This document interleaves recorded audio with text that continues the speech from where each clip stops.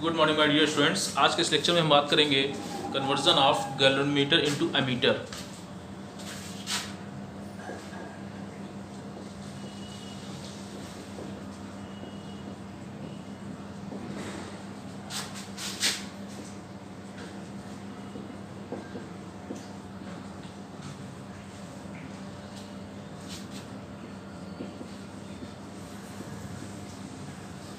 Conversion of galvanometer into ammeter, ठीक है, यानी कि धारामापी का अमीटर में रूपांतरण। ठीक है, धारामापी क्या होता है?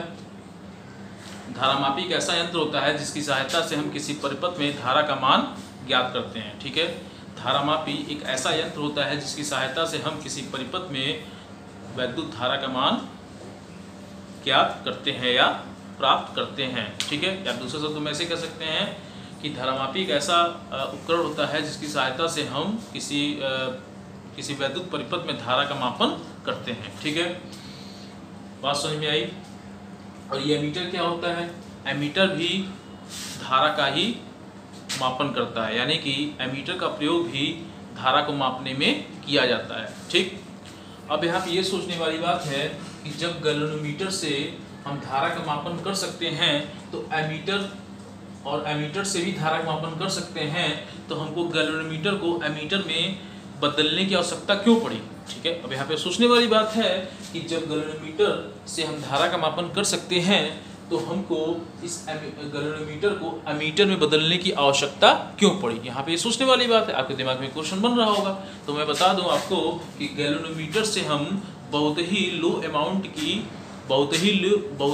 अमाउंट की करंट मेजर कर सकते हैं, यानी कि बहुत ही कम अमाउंट का जो करंट होता है वह मेज़र कर सकते हैं। ठीक है, गैल्वेनोमीटर की सहायता से हम जो करंट का मापन करते हैं वह हम या तो मिली एम्पियर में करते हैं या तो माइक्रो एम्पियर में करते हैं, क्योंकि वैद्युत धारा का जो मात्रक होता है वह होता है एम्पियर, और वैद्युत धारा का जो छोटा मात्रक होता है वह क्या होता है? वह माइक्रो एम्पियर या तो मिली एम्पियर होता है।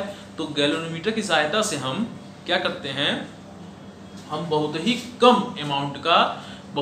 अमाउंट की धारा का मापन करते हैं, या तो हम मिली एम्पियर में करेंगे या तो हम माइक्रो एम्पियर में करेंगे। बात समझ में आई। और एमीटर की सहायता से हम धारा का मापन जो होता है, धारा का जो मान ज्ञात करते हैं वह एम्पियर में करते हैं। ठीक है, यानी कि एमीटर की सहायता से हम धारा का मापन एम्पियर में करते हैं और गैल्वेनोमीटर की सहायता से हम धारा का मापन माइक्रो एम्पियर या मिली एम्पियर में करते हैं। यहाँ तक बात समझ में आई? यहाँ तक किसी कोई दिक्कत नहीं? तो इसीलिए हमको गैल्वेनोमीटर से, ठीक है, यानी कि धारामापी को हमको अमीटर में बदलना पड़ा। क्यों?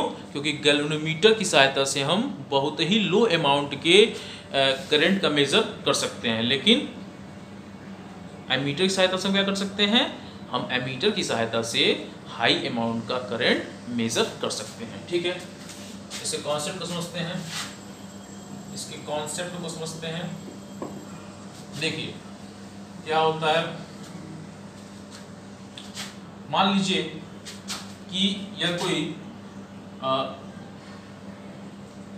परिपथ है, ठीक है, यह कोई परिपथ है और यह कोई आपका गैल्वेनोमीटर है। ठीक है, इस समय इसकी सुई बता रही है 0।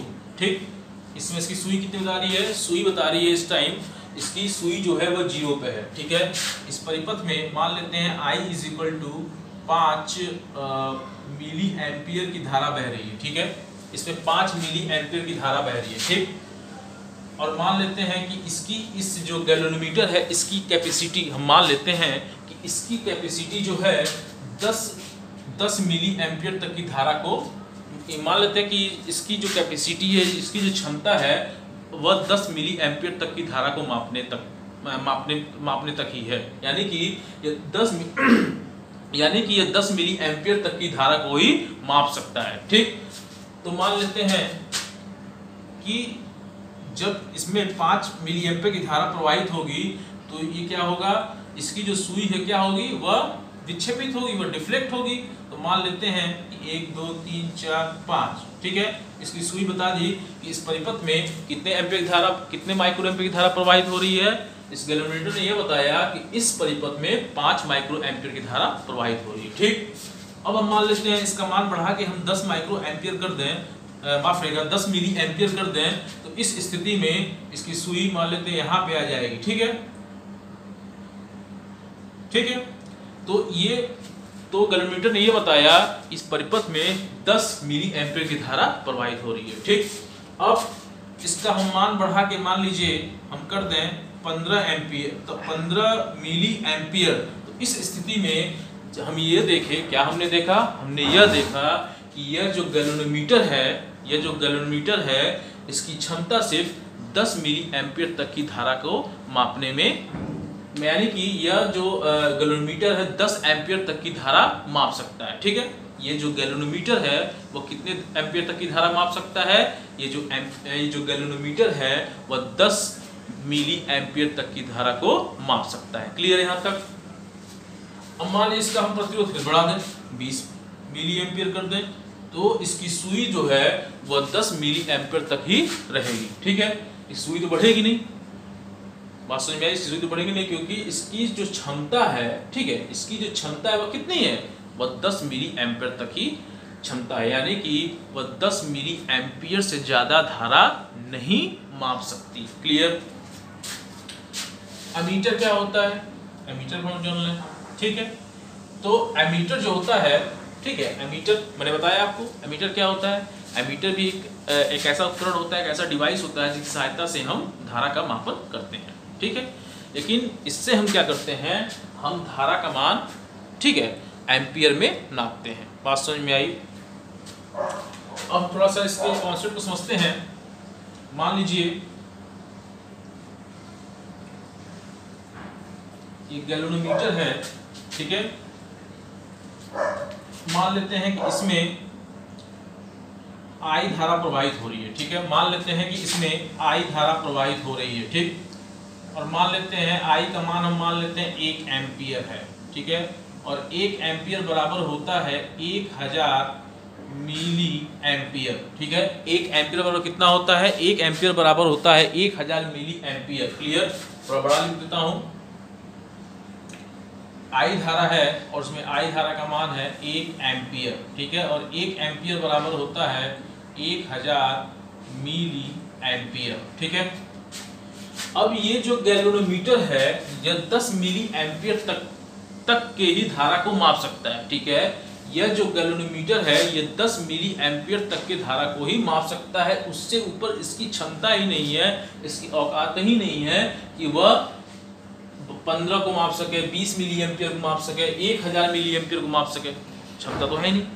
तो अब क्या करेंगे हम, ठीक है, अब हम क्या करेंगे, मान लीजिए सपोज दैट अगर मैं 1000 मिली एम्पियर की धारा को इसमें प्रवाहित कराऊं तो इस स्थिति में क्या होगा, इस स्थिति में ये जो सुई है, ये सुई क्या हो जाएगी, ये सुई क्या हो जाएगी, टूट भी सकती है। ज़्यादा जब भाई ज़्यादा एम्पियर धारा आप प्रवाहित कराएंगे तो सुई क्या होगी, सुई यहाँ से टकराएगी और टकरा से सुई टूट जाएगी, या तो इस डिवाइस में कुछ प्रॉब्लम हो जाएगा, डिवाइस खराब भी हो सकता है, ये भी हो सकता है। ठीक है, तो अब हम क्या करेंगे कि इसके समांतर, ठीक है, इस गैल्वेनोमीटर के समांतर एक कम प्रतिरोध का, ठीक है, एक कम प्रतिरोध का, यानी कि एक कम प्रतिरोध जोड़ देंगे। ठीक है, एक कम प्रतिरोध जोड़ देंगे, यानी कि एक लघु प्रतिरोध जोड़ देंगे। ठीक है, और इस लघु प्रतिरोध को ही बोलते हैं शंट। क्या बोलते हैं इस लघु प्रतिरोध को, इस लघु प्रतिरोध को ही बोला जाता है शंट। क्लियर। मान लीजिए अगर यहाँ पे हम उच्च प्रतिरोध जोड़ दें, ठीक है, अगर मैं यहाँ पे उच्च प्रतिरोध जोड़ दूं तो क्या होगा, जाहिर सी बात है कि यह सिर्फ अगर 10 मिली एम्पियर तक की धारा को ही एक्सेप्ट कर सकती है, तो जाहिर सी बात है कि यहाँ पर अगर उच्च प्रतिरोध जोड़ दूं और ये 10 मिली एम्पियर तक की धारा को ही एक्सेप्ट कर सकती है, तो वह इतनी ज़्यादा रुकावट पैदा कर देगा इस धारा को यहाँ पे आने के लिए कि धारा यहाँ से बह करके वह बाहर की तरफ नहीं जा सकेगी। यानी कि अधिकतम धारा जो होगी वह इस गैल्वेनोमीटर, यानी कि जो ये अधिकतम धारा जो होगी वह इस रास्ते बहकर जाएगी। बात समझ में आई आपको, यानी कि गैल्वेनोमीटर से होकर जाएगी। क्लियर यहाँ तक। तो यानी कि हम यहाँ पर एक बहुत लघु प्रतिरोध यानी कि कम प्रतिरोध को जोड़ते हैं, ठीक है, इसके समांतर क्रम में। ठीक, अब क्या होगा जब हम इस कम प्रतिरोध को जोड़ेंगे और मान लीजिए यहाँ पर 1 एम्पीयर की धारा यानी कि 1000 मिली एम्पीयर की धारा बह रही है और जब ये इस पॉइंट पे आएगी, ठीक है, इस पॉइंट को मान लेते हैं A, इस पॉइंट को हम मान लेते हैं B, इसको C मान लेते हैं, इसको D मान लेते हैं, ठीक है। जब ये इस पॉइंट पे आएगी तो इस स्थिति में क्या होगी, इसके धारा को जाने के 2 मार्ग मिल जाएंगे यानी कि धारा 2 भागों में टूट जाएगी। जब धारा 2 भागों में टूट जाएगी तो उस स्थिति में क्या होगा, उस स्थिति में यहाँ पे लघु प्रतिरोध है, कम प्रतिरोध है, तो इस स्थिति में जो धारा होगी, अधिकतम धारा होगी, वो इस रास्ते आएगी, इस रास्ते यानी कि शंट से होते हुए बाहर की तरफ चली जाएगी। तो मान लीजिए यहाँ पर आपका 990 मिली एम्पीयर की धारा आ रही है, ठीक है, शंट से होते हुए बाहर की तरफ चली जा रही है और यहाँ से इसकी क्षमता तो 10 बस कितनी है, इसकी क्षमता तो बस 10 मिली एम्पीयर की धारा एक्सेप्ट करने की है, तो इसलिए यहाँ पर कितनी धारा आएगी, 10 मिली एम्पीयर की धारा आएगी। बात समझ में आई आपको, कितनी धारा आएगी, 10 मिली एम्पीयर की धारा आएगी, ठीक है। मान लेते हैं कि अब मान लेते हैं कि 500 मिली एम्पीयर है, ठीक है, तो 500 मिली एम्पीयर की धारा, ठीक है, तो इसमें कितनी धारा बहेगी, मान लेते हैं इसमें हम 5 मिली एम्पीयर की धारा बहेगी, तो इसमें कितनी धारा बहेगी, इसमें 495 मिली एम्पीयर की धारा बहेगी। बात समझ में आई, क्लियर हुआ बात। यानी कि हमने अमीटर का रूपांतरण क्यों किया, हमने गैल्वेनोमीटर को अमीटर में इसलिए बदला क्योंकि हमको क्या चाहिए था, हमको धारा का जो मान चाहिए था वह एम्पियर में चाहिए था, क्लियर। लेकिन गैल्वेनोमीटर क्या था, गैल्वेनोमीटर उस धारा का मान एम्पियर में शो नहीं कर सकता था, ठीक है, क्लियर हुआ यहां तक। थोड़ा मिटा देता हूं मैं।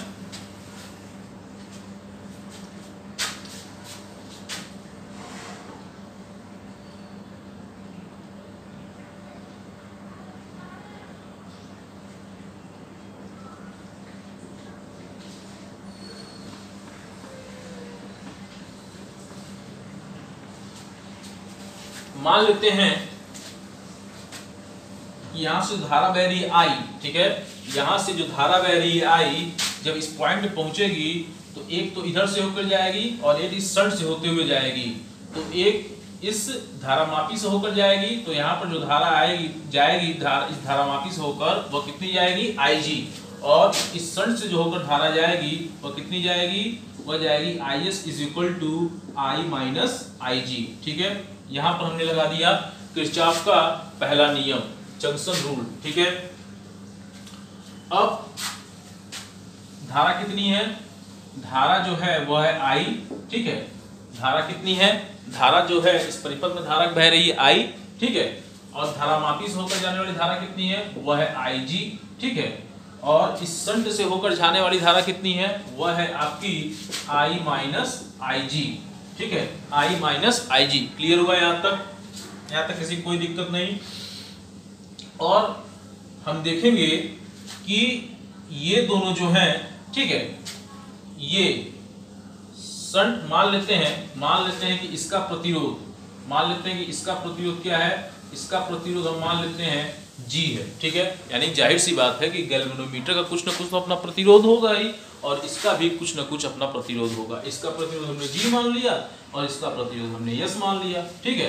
तो इस स्थिति में हमने यह देखा कि इस A से B, ये जो AB पॉइंट आप देख रहे हैं, इनके सिरों के जो बीच का विभवांतर होगा वह C और D के सिरों के बीच के विभवांतर क्या होगा, वह C और D के बीच के विभवांतर के बराबर होगा। क्यों, क्योंकि यह क्या है, यह समांतर क्रम में जुड़े हुए हैं और समांतर क्रम में क्या होता है, विभवांतर सेम होता है, इक्वल होता है, बराबर होता है, ठीक है।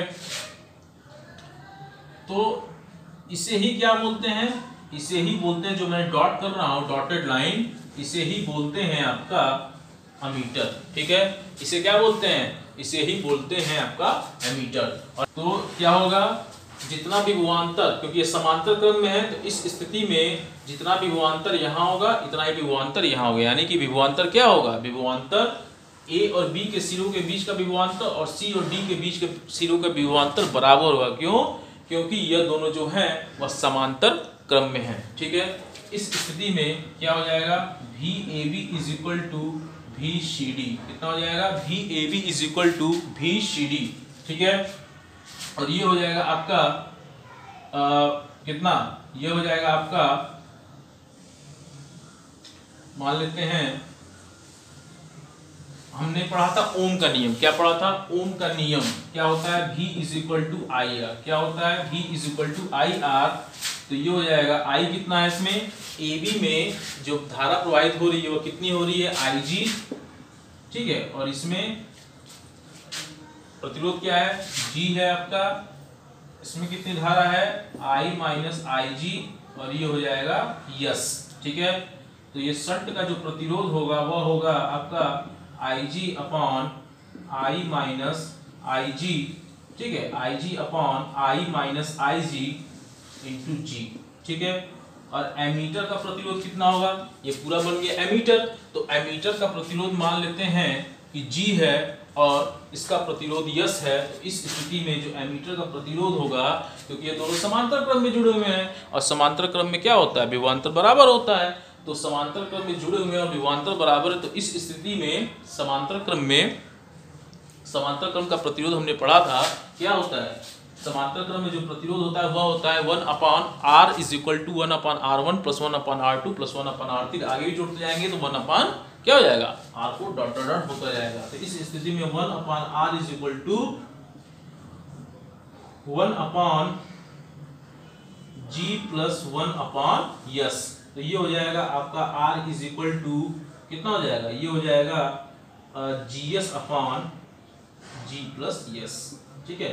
ये हो जाएगा GS upon G plus yes. बात समझ में आई, क्लियर हुआ यहाँ तक। ये हो जाएगा R का यानी कि एमीटर का प्रतिरोध कितना हो जाएगा, R is equal to GS upon G plus S. Clear हुआ यहाँ तक, यहाँ तक किसी कोई दिक्कत नहीं। अब हम बात करेंगे इसके बाद कि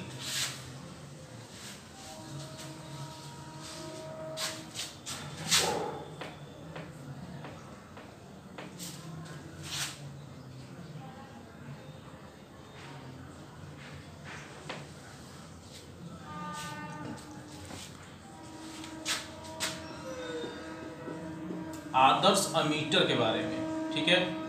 ये आदर्श एमीटर क्या होता है, यानी कि आइडियल एमीटर, आदर्श एमीटर का प्रतिरोध शून्य होना चाहिए, ठीक है। आदर्श एमीटर का प्रतिरोध शून्य होना चाहिए, लेकिन यह संभव नहीं है कि किसी भी कोई भी एमीटर हो उसका प्रतिरोध शून्य हो जाए, ठीक है, यह संभव नहीं है। जाहिर सी बात है, कोई भी प्रतिरोध होगा, कोई भी एमीटर होगा, ठीक है, कोई भी एमीटर होगा या गैल्वेनोमीटर होगा, कुछ भी होगा, उसका कुछ न कुछ तो प्रतिरोध होगा। तो यहाँ पे कह रहा है कि आदर्श एमीटर का प्रतिरोध शून्य होना चाहिए। ये सिर्फ एक कल्पना मात्र है और कुछ नहीं है, ठीक है। क्या है, ये सिर्फ एक कल्पना मात्र है और कुछ नहीं है, क्योंकि ये बात कर रहा है यहाँ पे आदर्श की। अगर यहाँ पे एमीटर लिखा होता तो बात अलग की होती, लेकिन यहाँ बात कर रहा है किसकी, यहाँ बात हो रही है आपकी आदर्श एमीटर का प्रतिरोध क्या होना चाहिए, शून्य होना चाहिए। यह सिर्फ एक कल्पना मात्र है, आदर्श एमीटर का प्रतिरोध कभी भी शून्य नहीं हो सकता। क्लियर। अब हम बात करेंगे इसके बाद conversion of galvanometer into voltmeter, ठीक।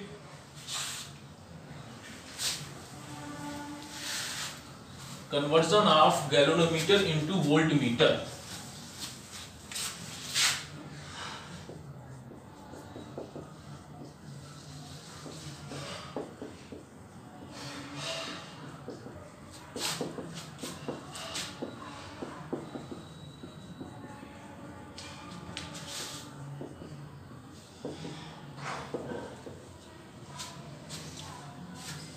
हम क्या करेंगे, गैल्वेनोमीटर को वोल्टमीटर में बदलने के लिए, ठीक है, गैल्वेनोमीटर को वोल्टमीटर में बदलने के लिए गैल्वेनोमीटर के श्रेणी क्रम में एक उच्च प्रतिरोध जोड़ देंगे, ठीक है।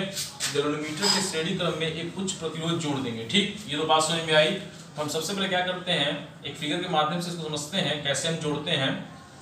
कि मान लीजिए यह कोई एक परिपथ है जिसमें धारा I प्रवाहित हो रही है। कितनी धारा प्रवाहित हो रही है, I धारा, ठीक है। और इस परिपथ के दो बिंदु ले लेते हैं ए और बी। कितने बिंदु ले लेते हैं? ए और बी। ठीक है, इस ए और बी बिंदु के समांतर, ठीक है, इस ए और बी बिंदु के समांतर हम क्या करते हैं, एक गैल्वेनोमीटर को जोड़ देते हैं और गैल्वेनोमीटर के श्रेणी क्रम में, ठीक है, एक उच्च प्रतिरोध को जोड़ देते हैं। ठीक है, गैल्वेनोमीटर के श्रेणी क्रम में एक उच्च प्रतिरोध को जोड़ देते हैं, रेजिस्टेंस को जोड़ देते हैं। बात समझ में आई? यहाँ तक क्लियर हुआ? यहाँ तक किसी कोई दिक्कत नहीं है? ठीक, जब इसमें से धारा प्रवाहित होगी, मान लीजिए अगर मैं यहाँ पर अनंत प्रतिरोध को जोड़ दूं, ठीक है, क्योंकि आदर्श वोल्टमीटर का जो प्रतिरोध होता है वह अनंत होता है। ठीक है, अगर मैं यहाँ पर आदर्श वोल्टमीटर यहाँ पर प्रतिरोध में अनंत कर दूं तो इस स्थिति में भाई जब प्रतिरोध ही अनंत हो जाएगा, प्रतिरोध अनंत हो जाएगा, तो इस स्थिति में यहाँ पर कोई धारा आ पाएगी? इतनी ज़्यादा रुकावट पैदा हो जाएगी, इतना ज़्यादा ये रुकावट पैदा कर देगा कि कोई धारा इस विक्षेपमापी से, यानी कि इस धारामापी से, ठीक है, यानी कि इस गैल्वेनोमीटर से, बात समझ में आई, होकर नहीं गुजर पाएगी। बात समझ में आई? वो इतना ज़्यादा इसको रुकावट पैदा कर देगा कि धारा यहाँ से होकर बाहर की तरफ नहीं जा पाएगी। क्लियर? तो यहाँ पर हम उच्च से उच्च प्रतिरोध तो लेते हैं, लेकिन अनंत प्रतिरोध की कल्पना है सिर्फ। अनंत मतलब वोल्टमीटर का प्रतिरोध अनंत नहीं हो सकता। ठीक है, ये सिर्फ एक कल्पना मात्र है कि आदर्श, बात हो रही है आदर्श वोल्टमीटर, तो वोल्टमीटर का जो प्रतिरोध है उच्च से उच्च तो ले सकते हैं, ठीक है, लेकिन हम इसका जो प्रतिरोध है अनंत नहीं ले सकते। ठीक, अब हम क्या करते हैं, तो कि मान लीजिए यहाँ से आई धारा प्रवाहित हो रही है और जब इस पॉइंट ए पर पहुंचेगी तो क्या होगा, इसके दो मार्ग हैं, एक तो इस रास्ते होते हुए निकल जाएगी और एक जो बची हुई धारा है वह इस मार्ग से होते हुए इस जी धारामापी जी से प्रवाहित होते हुए, ऐसे होते हुए इस मार्ग से बाहर निकल जाएगी। तो मान लीजिए धारामापी में प्रवाहित होने वाली धारा हम कितना मान लेते हैं, धारामापी में प्रवाहित होने वाली जो धारा है वह है IG। ठीक है, तो इस स्थिति में हमने क्या देखा, और हमने देखा कि इस A और B पॉइंट के बीच का जो विभवांतर होगा वह इन दोनों के बीच के विभवांतर क्या होगा, बराबर होगा। क्यों बराबर होगा? क्योंकि दोनों क्या है, दोनों समांतर क्रम में जुड़े हुए हैं। दोनों किस क्रम में जुड़े हुए हैं? दोनों समांतर क्रम में जुड़े हुए हैं। तो इस स्थिति में यदि इनके बीच का विभवांतर भी हो, ठीक है, ए व बी के बीच का विभवांतर, ठीक है, विभवांतर भी हो, तब क्या हो जाएगा, ये हो जाएगा आपका V इज इक्वल टू कितना, V इज इक्वल टू हो जाएगा I इंटू आर। कितना हो जाएगा, I इंटू आर, ओम के नियम से निकालेंगे हम लोग, तो ये हो जाएगा V is equal to IG, और ये इसका रेजिस्टेंस कितना है, और ये जो हो जाएगा, ये डॉटेड लाइन जो हो जाएगी, यही आपका हो जाएगी वोल्टमीटर। क्या हो जाएगी? यही आपका हो जाएगी वोल्टमीटर। बात समझ में आई? इसी को बोलते हैं वोल्टमीटर। बात समझ में आई? तो वोल्टमीटर कितना प्रतिरोध है, इसका प्रतिरोध G है और इसका प्रतिरोध हमने मान लिया R है। तो इस स्थिति में वोल्टमीटर का जो प्रतिरोध है वह G प्लस R है। ये हो जाएगा V upon IG is equal to G प्लस R, और ये हो जाएगा R इज इक्वल टू कितना, R इज इक्वल टू हो जाएगा आपका V अपॉन IG, ठीक है, V upon IG minus G, ठीक है, V upon IG minus G। ठीक, बात समझ में आई आपको? ये तो था आपका conversion of galvanometer into voltmeter. ठीक है, नेक्स्ट लेक्चर में हम लोग इससे संबंधित, इन दोनों से संबंधित अमीटर और गैल्वेनोमीटर, अमीटर और वोल्टमीटर से संबंधित हम लोग न्यूमेरिकल्स पर डिस्कस करेंगे। तो अभी तक के लिए थैंक यू।